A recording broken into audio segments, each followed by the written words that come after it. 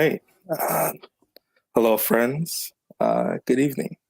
Welcome back to another Writer Speak Wednesday. I'm Robert Taylor, and I'm going to be your host, MC for tonight. Always wanted to be an MC.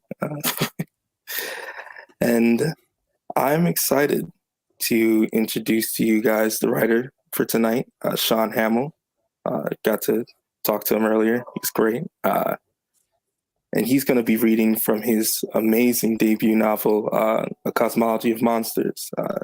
Just a reminder, if you're new, or if, you know, just if you forgot, you can always ask questions during the Q&A. It should be on the right side of your screen. All right. So Shaun is, like I said, he's going to read from his debut novel, Cosmology of Monsters. He's a native from Arlington, Texas, and holds an MFA from Iowa's Writing Workshop. He currently lives in the dark woods of Alabama with his wife and his dogs. Before we get started, there's a quote I wanted to read. This quote is actually, from Jennifer McMahon from the New York Times, which I think perfectly explains the book that we're going to be hearing Shaun read from.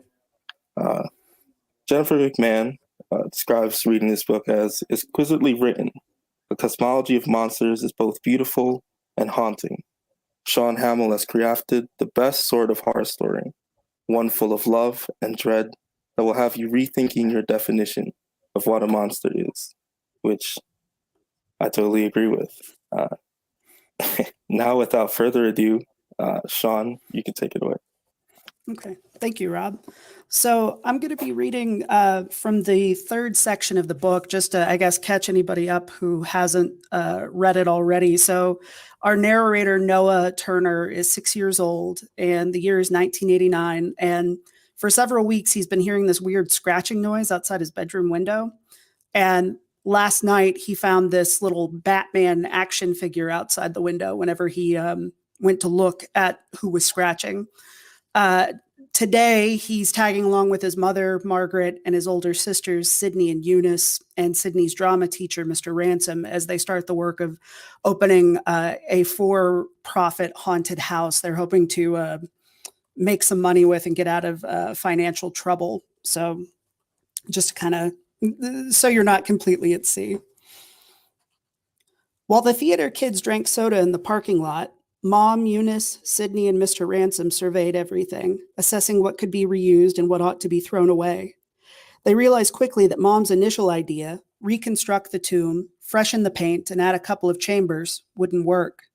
For one thing, much of the wood Dad had salvaged during construction had either rotted or cracked, rendering it unusable. For another, it all looked small and cheap, arrayed in such a large, well-lit space. If we ask people to drive out here for this, Mr. Ransom said, gesturing at the flattened set, they're going to feel ripped off. This won't do at all, Mom said.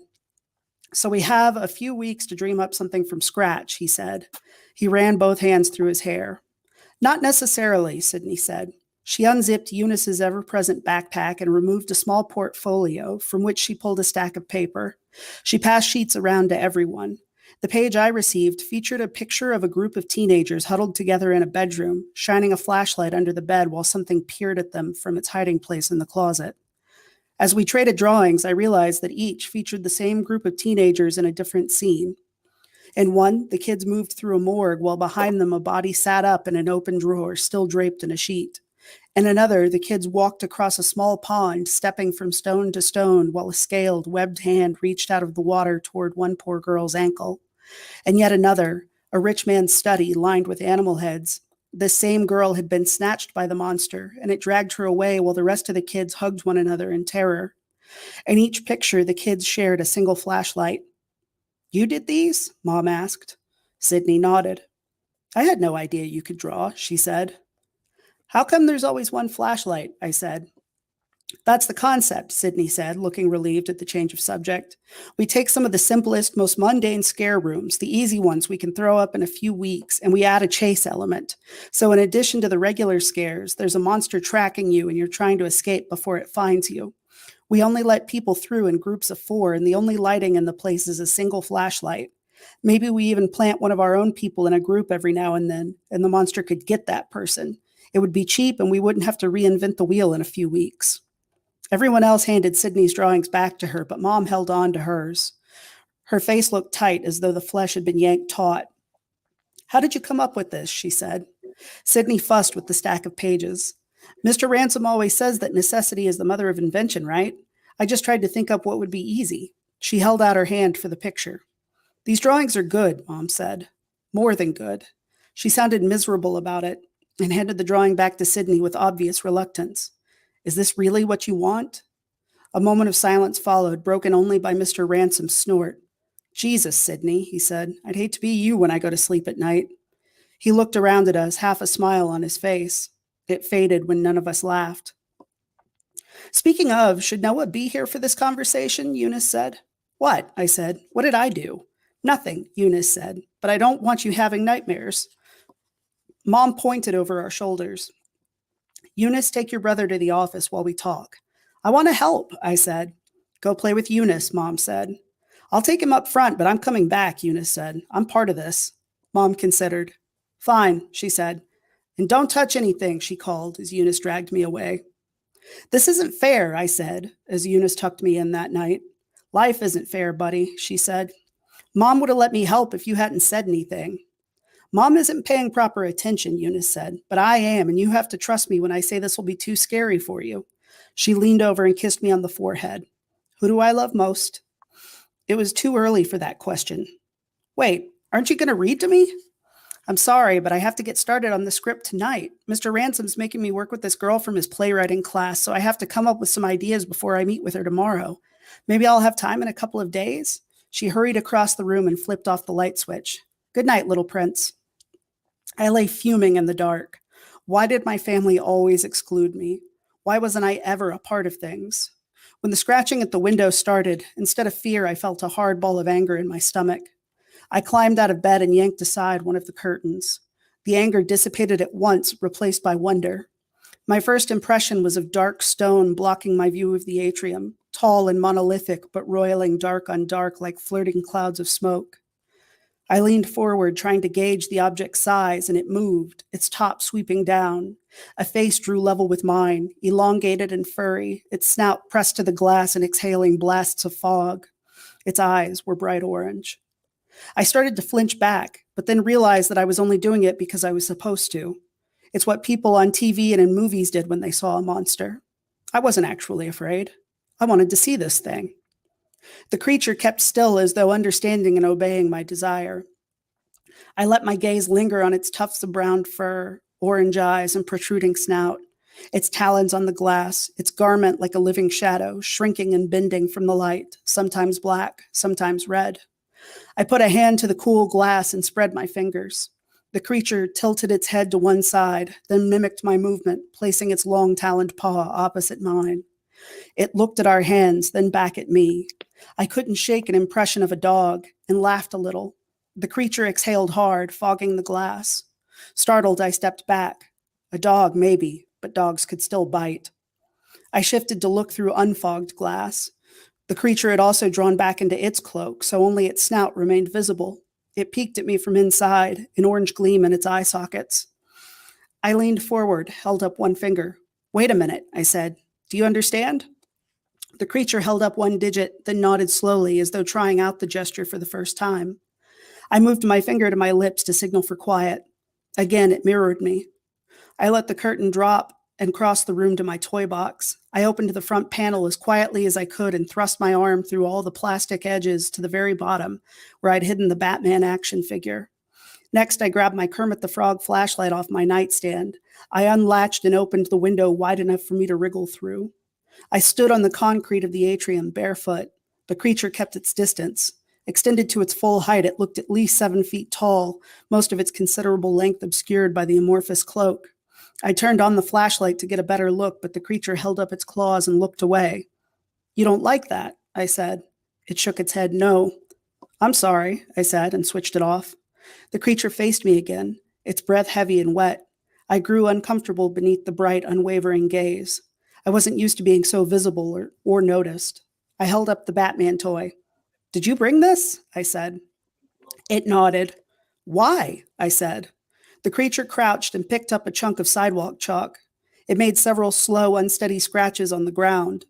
I shone my light on the space and read a single word written in jagged, barely legible letters. Friend. Friend, I said. You want to be friends? The creature nodded. Why? I said. It remained crouched before me, but made no response. I held up Batman again. You didn't steal this, did you? The creature shook its head no. Behind the creature, the living room light came on. Had someone heard us? The creature cringed without turning around as though even this veiled illumination hurt. I have to go now, I whispered. Bye. I turned to my open window and crouched to crawl back inside. One of the creature's claws landed on my shoulder. I had the sensation of drifting the way you do in the moments before sleep, everything around me soft and comfortable like a blanket. I bumped my head against the window and found myself back in the atrium, squatting outside with a monster's paw on my shoulder. I shrugged it off, embarrassed as though I'd been caught naked. What do you want? I said. The creature scratched out another message with sidewalk chalk, and I shone my light on the ground to read it. Inside?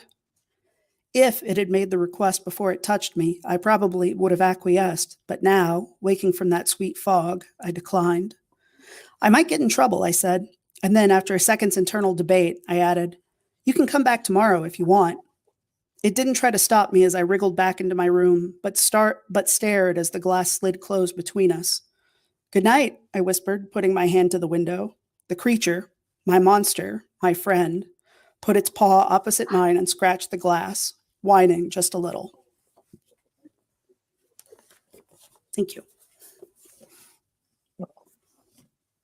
No, thank you, Shaun. That was awesome.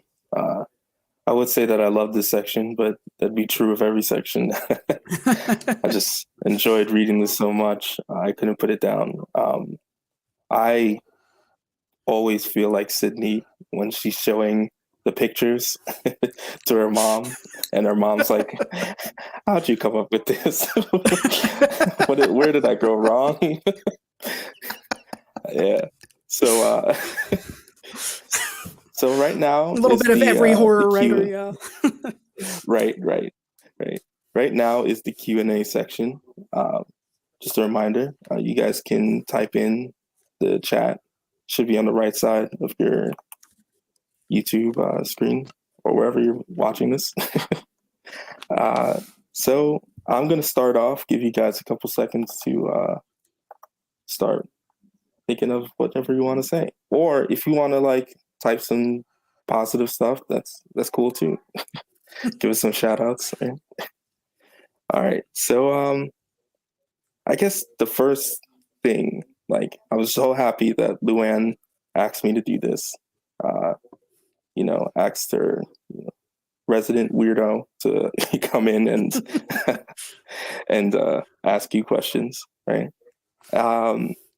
So I never get to like talk to many horror or speculative writers. So like when you sit down to write, right, is there like a certain impulse that you get? Is there like something that inspires you, like sticks to your skin, like, oh man, I just can't get this image out of my head?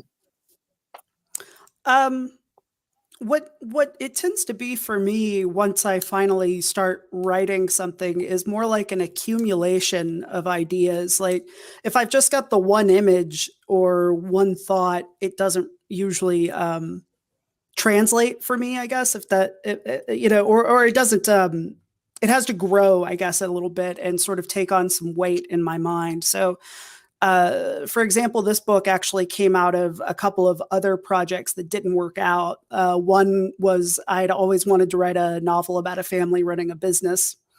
And the other was I had written a short story about a married couple breaking up while they tour the haunted house where the husband works. And neither of those projects ever really came together. But one day I was walking my dog and suddenly they just kind of collided. And I was like, oh, the family business is a haunted house. I've got a book. And it just sort of kind of grew from there. I didn't know there were going to be actual monsters in it until I was part way through.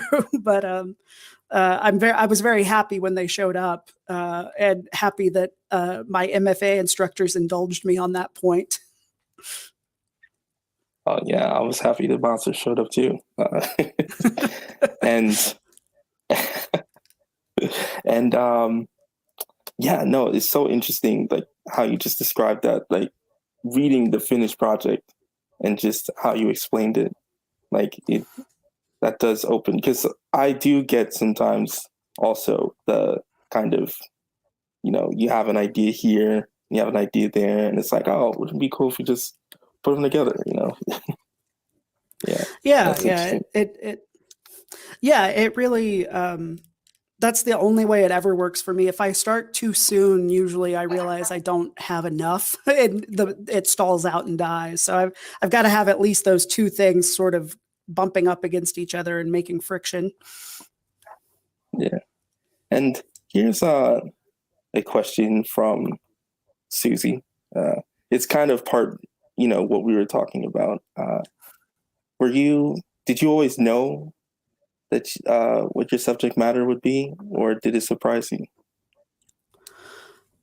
It kind of goes off of what Um, we were talking about. Right? yeah. I definitely. So originally, this novel was supposed to be much more naturalist, and the horror stuff was supposed to be more subtext or metaphor. Um, but one of my professors at Iowa, Sam Chang, who read the first pages when I first wrote them, was like, if you're going to write a horror book, write a horror book, like try to scare me, and that really shifted how I was thinking of it, because I was kind of looking at it as sort of more like a meta, like, oh, I can throw in lots of references. This will be very clever and literary. But then it was like, no, let's just tell the kind of story you actually want to tell. And it sort of grew as I told it. Like I said before, I didn't know the monsters were going to be there until one actually showed up. And once that happened, that really changed the whole second half of my plan for the book, and made it so much better. So I guess the process tends to be a little more exploratory for me. I mean, I have to have at least enough to think I've got a story to tell, but usually I end up finding something more interesting along the way. It's like I have to have enough ideas to get started and enough faith that I'll find something even better as I go, if that makes sense. No, it makes total sense. um, Going off of what you were talking about with your instructor, or was it an advisor, or yeah, like She was just my workshop leader that semester. So I, but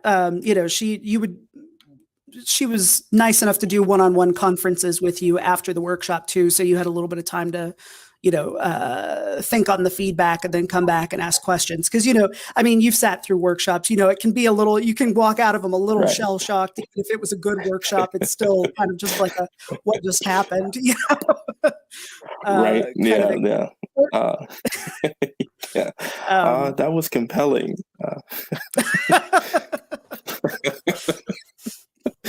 Yeah, but going off of what she said with the tropes and kind of like, bring them out, make me scared. Like, are there certain, as a horror writer, are there certain go-tos that you feel like you don't mean to, like, try to grab the reader or ground them in this physical moment, but like it always just ends up coming out? yeah. So one thing, a big thing in the book that I didn't realize till maybe a draft or two before we actually went to press with it was the use of masks. Like there are characters in masks throughout this book, and Noah in particular spends a lot of time dressing up as other characters. And which ends up playing a part, without spoiling it, in ultimately what happens to him and the choice he makes at the end of the book. Yeah. And I didn't, so like things like that seem to, like this idea of hiding, of disguise, of dishonesty, of hiding, what you really are. I think things like that tend to be a big thing that show up in my work. Characters who don't know how to talk to each other, who kind of shut themselves in or hide their real selves. And I think there's another impulse that I find myself chasing a lot, which I don't know exactly what the technical term for it would be called. I just call it dark wonder. It's like less like terrifying you and more just like inspiring awe, but in sort of a darker kind of creepy monstery way, if that makes sense. I think Tim Burton, his best movies kind of do that, or Donnie Yeah. Darko, was the movie that did that Yeah. for me as a teenager. Um, so yeah, there are definitely some things, but I'm also in the new book I'm working on trying to stretch, and because one of the complaints I had actually was that the book wasn't scary enough. So there's actually more uh, outright horror stuff in the new book that I'm writing now. So I'm also trying to kind of expand the toolbox and stretch, and not just do the same tricks over and over again. Yeah. But I feel like, just those moments, like I can just remember them, like what you were talking about. Like also just like the subversion of a lot of like the illness and just how it ties into the family as well and space, right? I'm gonna have some other questions here. Lindy Wang asks, "Do you ever scare yourself when you're writing horror?"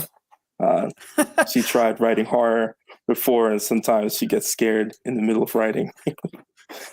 um, well, I do most of my writing in the morning, so to be honest, no, I've never. It's usually I'm still waking up whenever I'm actually doing the writing. But now that I'm living alone, so I was living in a house with my wife, and we've separated. So now that I'm living alone, I actually, what, I have scared myself a couple of times with the new book, because I'll be working like at 9 p.m. and then I'll hear a strange noise in the next room and I don't know what it is or who could have made it. And I'm sure it's just the building settling, but if I'm deeply in the story at that moment, it can definitely be kind of a creepy moment. But I think one of the things about writing horror is you get inoculated to a lot of it, if that makes sense. You sort of, I don't want to say you become numb, but it definitely doesn't hit you maybe as hard. It's sort of like comedians never laughing at each other's jokes, I guess. Even if they know Mhm. the other comic is funny, it just doesn't hit them the same way. So I think if Lindy kept at writing horror, she'd probably eventually get to a point where it didn't freak her out so much. Yeah. No, I definitely agree with you. And kind of like just how you were saying with this new project, you're trying new things. You're always pushing that boundary. It was like, oh, I got to scare myself, like Yes, figure yeah, out that how to too. scare myself again. Right. So Yeah, and I think there's a question. oh, go ahead. No, just finish. You can finish Oh, it. I was Point. I was just going to say, I think that a lot of the most effective horror writers are really good at that. I think, Stephen King and his best stuff is definitely so good at pressing that button. And he seems to have the same buttons as a lot of the general readers in America. So like at his peak, he could just press that button over and over and over again and just scare the bejesus out of, pretty much, millions of readers. My Yeah. I think my skill set's a little more narrow, unfortunately, but yeah, for sure. There's a sorry if I you know butcher anyone's name here. There's a question from a Paul Harding. Uh, he asked, "Can you talk about your characters and how they're interested in genres like haunted houses, sci-fi movies, but also in your books, which nest them in genre too?" It's a great question. Yeah, so how my characters are interested in genre. Yeah, and that sort of I guess that's sort of one of the things that pops up a lot in the stuff that I've written, is I tend to write about, the first part of this book involves, the romance between Noah's parents, their courtship, and Noah's father is a big horror fan, and that sort of sets this tone for the rest of the family and the rest of the book. It kind of seals Margaret's fate in a way that she doesn't understand. And I think I've always enjoyed that sort of meta approach to genre. I think of it as sort of self-aware. I whenever I saw Scream in 1995 or 96, whenever it came out, I thought it was the coolest movie I'd ever seen, because it was so aware of what it was and of the tropes it was, going through and employing, but still managing to scare the crap out of me. And I guess I've always liked stories that are in conversation with other stories. And so it seemed like a natural fit to me, especially when I started this novel, whenever I thought it was going to be more about talking about horror than it was living through horror. It seemed very natural to start the novel with an avid horror fan, an early H.P. Lovecraft devotee, before Lovecraft sort of went mainstream, and someone who really thinks about the genre and why it's important, and provides turns some subtext into just actual text for the reader. There's something in my brain that just loves that. It's probably why I love the TV show Community as well, or Rick and Morty, because they just disappear up their own rear ends, with reference humor, but Right. in a really smart and interesting way. So I guess as far as their interest in it, and then that ends up sort of fracturing out, right? Because you've got Sydney, who's the drama, the high school kid who loves drama, and she's in love with the theatrical aspect of it. So of course, when putting on the haunted house, it sort of becomes about performance, and and then for Noah, that sort of the thing about the masks, because Noah, it's not a huge spoiler. When he's of age, Noah ends up playing the monster in the haunted house, the one that's hunting everybody. And, just so that idea of like disguise and becoming someone else. And for Eunice, it's sort of hiding, because, she's sort of, when she's working there, she's, the guide, right? She's sort of standing and showing other people things, but not taking the center stage, even though she sort of wrote the script for this thing. So it gave me a lot of opportunities to play with genre. And that was something I was deliberate about. I wanted to do different types of haunted houses as well. Like, there's also a Christian hell house later in the book that I had a lot of fun researching and then writing. And it plays a significant but small role in the story. But getting to explore different types of haunts really gave me an opportunity to sort of play with different, I guess, versions of the genre, or different. I don't know exactly, different aspects of Halloween in particular, because the book is based largely around the holiday of Halloween, when haunted houses are in business. Yeah. So does that, did I miss part of the question there? It seemed like it was kind of two No, yeah. parts. Okay. No. That was it. Yeah, definitely. Okay. And I felt that, and that was also like one of my just favorite parts of them on a character level. The different ways that they all approached their sort of what their dad left them with. Oh, sorry, the spoiler a little bit, but what Yeah. what It's okay. It's all right. How oh man, everyone please read A Cosmology of Monsters. It happens early but in the book. It's okay. yeah, but definitely just the way that they all, like you said, interact with horror, and just how it plays around with genre. Like we were talking before we started about, like, the transitions and just little things like the like certain transitions before parts, they have like a pulpier, comic like aspect to them. So like Yeah, just yeah. uh there's a question from Robert Reeves, question from Bob. Uh, Personal question off topic. How did you find your way to the dark woods of Alabama? As someone who long ago escaped those woods, I'm just curious. So when I finished school in Iowa, my ex-wife had some health issues, so she's from Alabama, so we moved here to be closer to family, basically. So I moved here in 2017, and I've been here for about 3.5 years.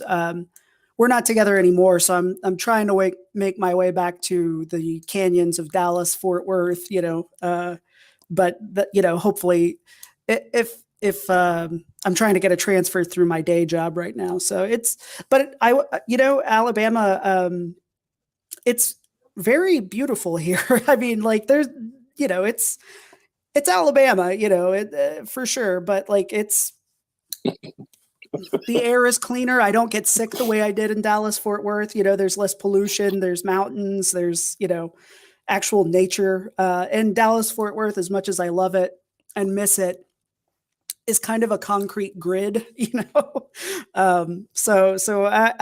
that's my one, the one thing sort of holding me here is Alabama has this wonderful, haunted, weird quality to it that I've never, I haven't lived that many places. I spent most of my life in Texas until I was in my 30s.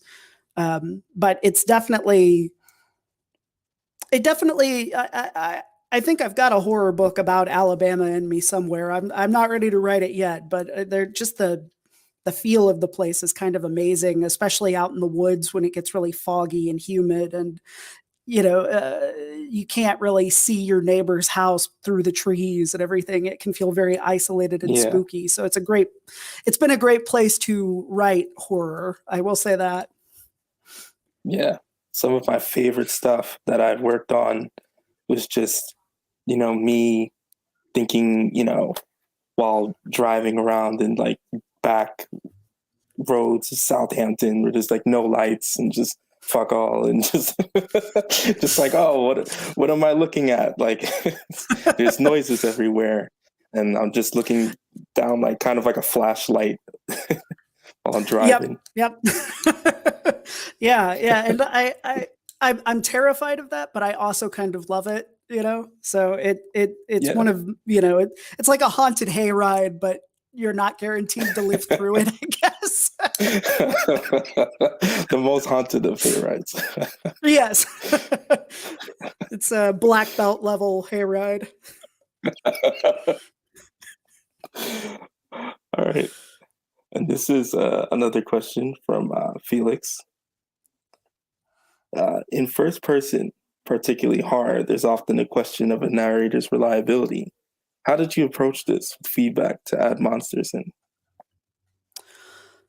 So to me, that was something that I did think about a lot as I was writing the book, because there is, yeah, the question of the unreliable narrator. And for a while I sort of tiptoed around it because I was trying to basically have my cake and eat it too. I wanted to be Shirley Jackson, right, who walks that line so perfectly in, Hill House. But I eventually realized that the nature of the story I was telling, I had to make a decision because of how that world would play out, if that makes sense. Like, if you're going to have a narrator, I had to make a decision on whether the monster was real. I had to make a decision on whether, somebody was crazy or was seeing something, because I, I couldn't, I had to be honest with myself, because if I were stringing the reader along thinking one thing, but me knowing something else, then I need to know that, I guess.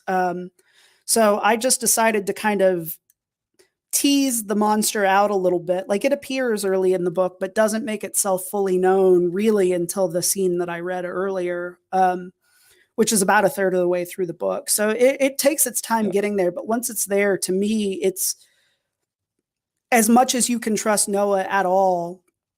I feel like he's doing his best to be reliable. So I feel like I, as the writer channeling Noah's voice, trusted him.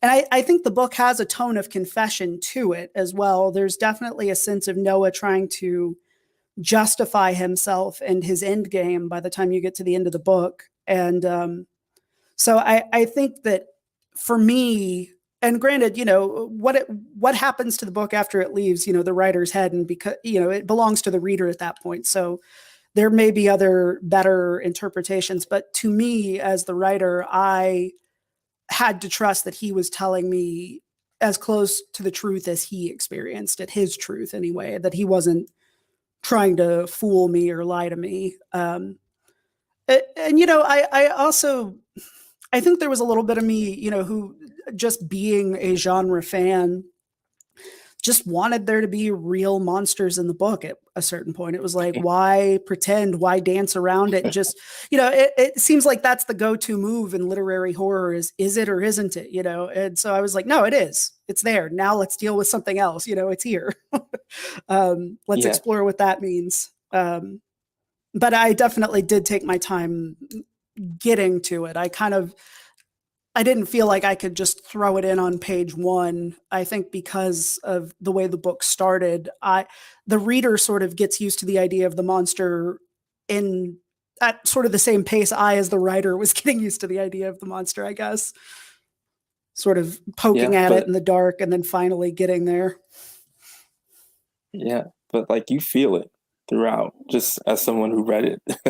You feel it throughout, even though there is the monster comes in, like, I'll say maybe like 100 pages in? Is that fair to say? Or yeah, I mean, it appears for the first time near the end of the first section, but that scene I read is page 115, I think. So that's where that one wraps up. So yeah, it's about a third of the way through the book. Yeah, but you feel it like coming, like you feel like just the way that just the narration itself, that confessional of just like even like little things. Like I was obsessed with the way that you would write about space, whether it was confinement or whether it was space of like just people's expressions and space and like in time, and I felt like that added to, just those little things. Like when the monster comes, yeah, of course the monster's gonna come. Like, look at all this horrific stuff that's going on. Of course there's a monster. All the foreboding and hints and everything. I'm definitely one of those people who, like, when I got to the end of the Prestige and, the movie, I haven't read the book, but I remember being like, oh, but I wanted the magic to be real, instead of like a really great illusion, and there's that story about Tolkien seeing Macbeth as a kid and being mad that the trees marching on Macbeth turned out to be a metaphor. So he put the walking trees into the two towers, that's definitely an impulse I sympathize with. It's like, no, I want to see something fantastic, something amazing. I want to see a miracle. Yeah, definitely. Just go for it. Yeah. There's two questions that are, that I kind of want to combine. It's from Tolu and Lindy. And I feel like it's a very similar question. Do you choose the stories you write based on what you enjoy reading, or do you mainly think about the readers, how they will receive it? Is there a particular writer you take inspiration from when you write? Yeah, there are a couple of big ones for me. Stephen King, was sort of the writer who made me a reader. His books were when I graduated from, young adult stuff, which was a much less robust, market when I was a kid than it is now. But I think it was like the first grown up book I ever read. I read it in like 8th grade, and it blew the top of my head off. And I think it definitely set the tone for me in terms of what I liked about him was that he's really great at character work, and I think that's why his fiction works, even though his plots can be a little messy sometimes, because he really knows how to make you care about a character and then put that character in danger. So you've got these really compelling fiction stories that would be perfectly compelling without the monster, but then you add this extra element in that gives it a whole extra dimension. And I think that as a early, I grew up reading comic books and stuff. So as a lover of superhero stuff, and the idea of the paranormal or supernatural in fiction, it's definitely something that I enjoy reading and had always wanted to bring to my fiction. I hadn't done it before this book. I had sort of stuck to more naturalist. I because the other big writer for me, I guess, would be John Irving. The World According to Garp was the other book I read as a kid that sort of changed the way I looked at what a book could be and what it could do. Because I'd never read anything like it. Here's a character who, is very complex and, cheats on his wife and, loses a kid, and somehow like things that I would assume would make me completely lose sympathy for that character, but I couldn't stop reading the book or thinking about it when it was over. So this idea of these really complicated people and tracking them over decades, which John Irving, in his best work does so well. I think that's sort of what Cosmology represents as my fusion of those two main influences into one story. I don't have John Irving's gift for, I think, the bigger book, but as far as, trying to track and intricately plot it as well, that's the other thing I really admire about Irving, is his ability to bring back a small detail from 20 years ago and have it play out, in the present day. Those are the big ones for me. Anne Rice was also a really big one too. Her witches and vampires, sort of as a young kid, sort of struggling with losing my own faith. Her stuff seemed extra deep to me at 15 and 16, and I still love it, but it was sort of like, baby's first atheist in a way, because she was also a person of faith who lost her faith. And she's got these narrators like Lestat, who are characters who are damned, and who are basically trying to justify themselves by narrating their life stories. And I always found that, and I still find that really compelling. That's why I returned to her books while I was writing this one, actually, even though I hadn't read her since maybe high school. So I'd say that's probably my holy triumvirate. I mean, there are a lot of current writers who I think grew up under similar circumstances, who've kind of taken it in different directions and are doing really cool stuff with it. But those were the three, like, I guess, guiding stars for me. Yeah, and it's actually interesting what you said about your own faith, which like in the story when you have Eunice later on, where she meets her friend Bryn. Bryn, yeah. Bryn, yeah. She meets her friend Bryn, and like sort of like she's kind of flirting with faith, So like it's kind of cool to see that. Like, yeah, you can definitely see a lot of my own spiritual journey, or lack thereof, I guess, in the book, because my parents met at a conservative Christian college, sort of like, except they were both students, unlike Harry and Margaret in the book. My dad was a preacher when I was a kid. And so I think a lot of that Christian guilt also plays in my work as well. Even though we weren't even Catholic, I think I've still got the Catholic equivalent of guilt kind of running through my work. Oh, guilty as charged. Yeah. very guilty Catholic boy. Ah. um, yeah. Uh, and I have this question that I think might round it out tonight. We're most of us here are writers. In the watching the video in the chat, um, what is some advice you would give to speculative writers, people writing horror, when pitching a book to agents, publishers, pitching something like this? Yeah. So I actually, yeah, this was an interesting process. In my MFA program in Iowa, we were lucky enough to have agents and editors come visit specifically to meet, the students at Iowa.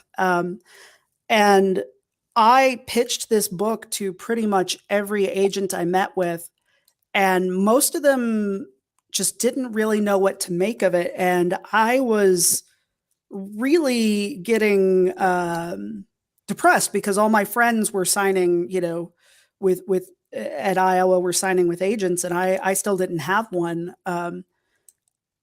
And what finally happened was I had gone, I had gone to a meeting with an editor. I forget her name now. She used to be at FSG, and I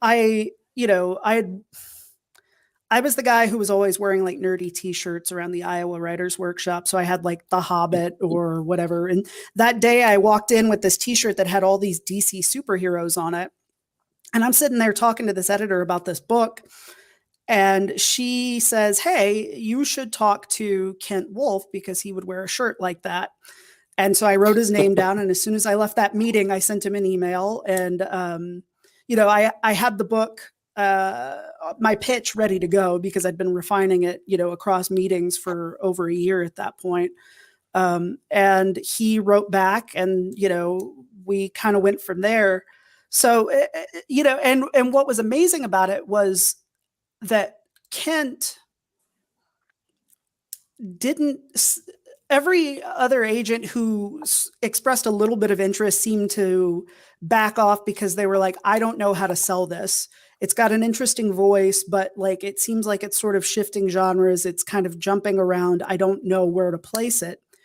And Kent, so when, I remember standing in the driveway with my ex the weekend before, we sent it out to editors to pitch, and just being like, there's no way this thing's going to sell. It's not scary enough to be horror. It's not literary enough to be literary.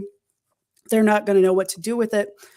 And what was amazing was Kent knew the market well enough to know where to send it, that we, in the end, actually got to go to auction, and I got to pick who I wanted to publish with instead of just, going with whoever made an offer. I actually got to pick who to go to the dance with, so to speak. So I guess this is all a really long way of humble bragging, but also of saying that it's really important. So I think there's a lot of pressure on writers that's probably mostly self-imposed, right? You want to be successful, and part of being successful is having an agent. But the important thing, and this was something they tried to tell us at Iowa, but I didn't understand until I got my agent, Kent Wolf, is you need the right agent for you. You need somebody who knows what you're trying to do and sees a place for it in the market. I was lucky to just have that sort of handed to me because I was in a privileged place where somebody just gave me a name that I hadn't heard before. And it turned out to be, love at first sight, right? Or love at first email. Mm-hmm. But I had had another agent before Kent and a different book. And I took her because, and that was before I got into an MFA program. And it was more of like a high fidelity kind of book. It was to movie novelizations and sci-fi what Cosmology is to horror, except the meta elements remained very meta. And the agent, she was brand new to the business. She took me on. She sent the book all over town. Nobody bought it. And then she left the business. And so that book is kind of tainted in a way where like it's really hard to resubmit once you've made the rounds. And so I basically had to put it away at a certain point and focus on cosmology. And that's another long way of saying she wasn't the right agent for me or the book, but she was the one who made the offer. So I would encourage writers to make sure that you're paying attention to what's being published right now, and the books that you're enjoying, make sure you're reading those acknowledgement pages, because the agents and editors almost always get thanked either at the beginning or the very end, somewhere in there. And those are the people you should probably be trying to query. I would say if let's say you read the new Paul Tremblay book, right? And you love it, and so you want to get Paul's agent. Then I would say go research that person a little bit, see if they're open to queries, what sort of stuff they're currently looking for. Agents are usually pretty open about that, and saying what recent books they've read and loved. And when you query them, be as specific as you can. If you can talk about something that they worked on that you enjoyed, that's a plus. Use their name when you can, like Mr. or Mrs., blah, blah, blah, or if they prefer their first name. Don't just do a sir or madam, if they get the sense that they're only one of 20 agents you've sent to, they may still take you on or make an offer, but they're going to be less likely to. The thing you have to remember is that every agent in the business has too much to do all the time. And although they're looking for writers who can make them money, they are also looking for any excuse they have to put your work down. So what you've got to seduce them and keep them enthralled, through either the 3 chapters that they request or 50 pages or a full manuscript. And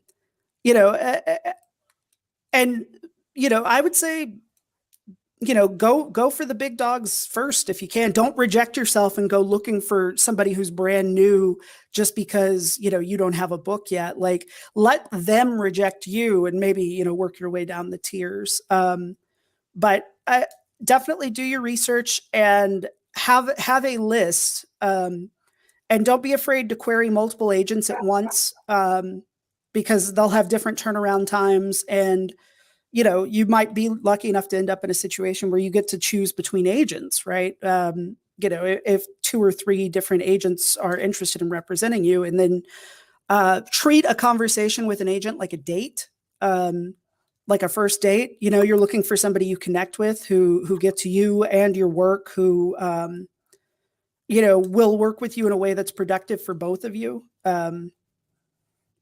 That, I guess those are sort of the big things. Is that enough, or is that too much? I don't know. But Yeah, no, that was perfect. Because that was great advice. Because I know most of us are ending out our year, trying to finish out our thesis, and just learning about the business and just side of it, the ugly side of all this fun stuff that we get to do. But yeah, also just from like it was great to hear from speculative horror writer side of it, because I had the experience of sending all these pieces out to like journals and stuff like that, and getting nice letters like, "Oh, please don't send this to us. It's not Halloween." Oh, that's rough. Please don't do this. Well, no, but thank you. Know your market. Yeah. And I will say it's better out there for literary speculative writers than it's probably ever been right now. I think we're in a sort of golden age for people who want to dabble in the fantastic. I think that's what readers really want. And I think that's what a lot of editors are looking for. So strike while the iron is hot would be my other piece of advice. All right. Yeah. Well, thank you, Shaun, so much for coming out tonight and reading for us. Thanks for the having Cosmology of Monsters. So, I guess tune in next week. I think there's one next week, or this might be the last one. I don't know. Thank you everyone for coming out. Rob, Shaun, and we're out. Thank you. Thanks.